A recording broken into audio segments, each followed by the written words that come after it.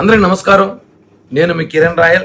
మనం చూసుంటాం నిన్నటి రోజు వైసీపీ అధికార ప్రతినిధి అని చెప్పుకోవడం ఏంటి, వైసీపీ అధికార ప్రతినిధి అని చెప్పి ఈ గత కొద్ది రోజులుగా టీవీల్లో వచ్చి వెనకాల జగన్ బొమ్మ పెట్టుకొని ఓవర్ యాక్షన్ చేస్తున్న శ్యామల నిన్నటి రోజు తెలంగాణలో కేసు నమోదైంది.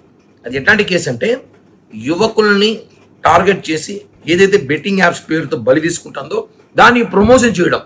ఈమె ఒక అధికార ప్రతినిధి పార్టీకా, లేదా బెట్టింగ్ యాప్స్ ప్రమోషన్ చేయడం అధికార ప్రతినిధా? చెప్పండి. ప్రతి ఒక్కడి వ్యక్తిగత విషయాలు, ప్రతి ఒక్కడి వ్యక్తిగత జీవితాలు ఈమె వేలు పెడుతుంది. వాళ్ళని నరికేయాలి, వాళ్ళని తాట తీయాలి, తొక్కి పెట్టాలంటుంది. ఇప్పుడు ఈమెను ఏం చేయాలి చెప్పాలి. వైసీపీ పేటీఎం కానీ చెప్పాలి ఇప్పుడు. ఎందుకంటే బెట్టింగ్ యాప్స్ ఎంతమంది నేరం తెలుసు, ఎంతమంది బలైపోతున్నా తెలుసు. నేను ఇప్పుడు ఒకటెడుతున్నా వైఎస్ఆర్ కాంగ్రెస్ పార్టీ వాళ్ళని, ఈమెని వెంటనే శ్యామలని సస్పెండ్ చేయండి.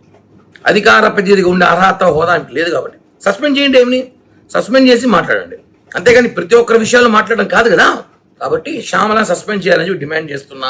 అదేవిధంగా ఏదైతే ఏపీలో కూడా బెట్టింగ్ యాప్స్ ద్వారా చాలా మంది యువతులు బలయ్యారో అవన్నిటి కూడా పరిశీలించి ఈమె మీద కేసు నమోదు చేసి మర్డర్ కేసు పెట్టాలి.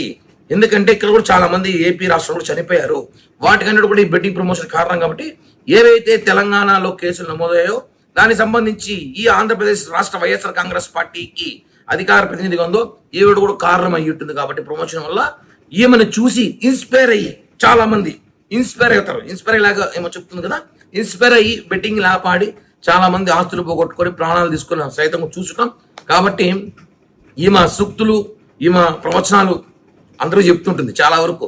ఇవన్నీ సోది పక్కన పెట్టి శ్యామల గారు కూడా అన్నాను. ఎందుకంటే గారు అనే గొప్ప నేమ్ చేయట్లే. శ్యామల మీద కేసు నమోదు చేయాలి, వైసీపీ నుంచి సస్పెండ్ చేయాలి. అధికార ప్రతినిధిని ఆమె వైసీపీ పార్టీకా లేకపోతే బెట్టింగ్ యాప్స్కా?